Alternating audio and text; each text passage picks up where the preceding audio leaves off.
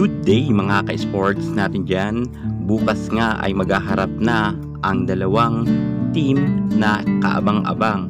Tiyak tayo mapupuno ang arena sapagkat Choco Mucho at Creamline nga ang maghaharap. Alam naman natin na ang dalawang team na ito ay sobrang daming mga fans at tiyak tayo na dadagungdung na naman bukas sa arena dahil sa dami ng tao. Subalit, ang laban nila bukas ay 50-50 para manalo nga ang Choco Mucho. Alam naman natin na nasa number 9 standing ngayon ang nasabi nating Titans at ang Creamline ay nasa number 4. Kahit matalo ang Creamline Cool Smashers ay hindi pa rin to malalaglag para sa Final 8. Subalit, ang Choco Mucho kapag natalo sila bukas ng Creamline Cool Smashers ay tuluyan na silang mag-goodbye para nga sa susunod na round. At dahil nga sa nalalapit na laban nila at bukas nga ang salpukan, sino ba talaga ang uubra sa dalawang ito? Kinakailangan samantalahin talaga ng Choco Mucho na maipanalo nila ang laban habang wala pa nga or wala ang mga ibang star player ng nasabi nating CCS. At sana nga ay makalusot sila sapagkat kung hindi nga sila makakalusot, ito na naman ang kauna-unahan pagbulusok nga ng kanilang standing. At kapag natalo nga sila, maaga silang magbabakasyon. Sa tingin nyo, kayang-kaya kaya ng Choco Mucho makipagsabayan sa Creamline Cool Smashers at kayang-kaya kaya nila itong talunin?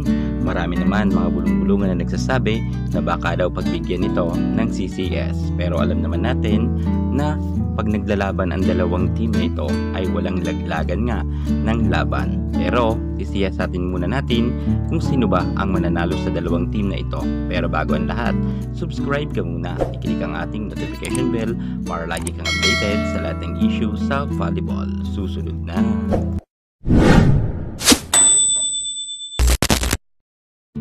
Choco Mucho Flying Titans, hindi kailangan mag-relax sa kanilang laban bukas sapagkat malakas na team ang Creamline Cool Smashers. Kinakailangan magdoble effort ang lahat ng mga players dito sa Choco Mucho. Hindi dito iasa lamang sa isa o dalawang players. Kinakailangan na lahat sila ay trumabaho bukas kung gusto nilang matalo nila ang kanilang sisterhood team na Creamline Cool Smashers. Alam natin na ang Creamline ay hindi basta-bastang team yan at kahit sabihin natin na wala ang kanilang ibang star players ay hindi pa rin ito basta-basta matitibag basta-basta ng ibang team. Lalo't ang Choco Mucho ngayon ay wala ngang si Rondina at si Zoe Faki naman. Ang kanilang import ay namataan nga talaga natin na medyo lumural nga ito at mababa nga ang kanyang kumpiyansa, kung kaya meron nga mga bulong-bulungan na di umano itong si Zoe Faki ay mukhang nai-stress sa mga bashers nga.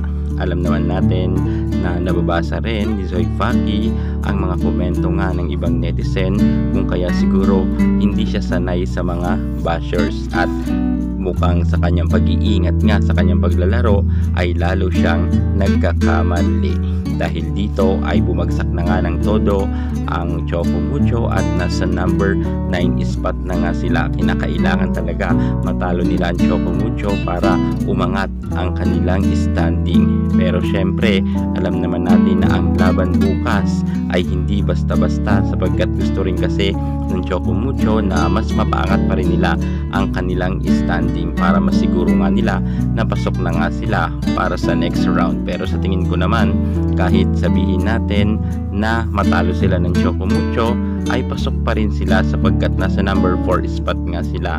Sa tingin nyo, pagbibigyan kaya ng Creamline Cool Smashers ang kanilang sisterhood team para ito ay makapasok sa Final 8? Subalit alam naman natin na bawal ito.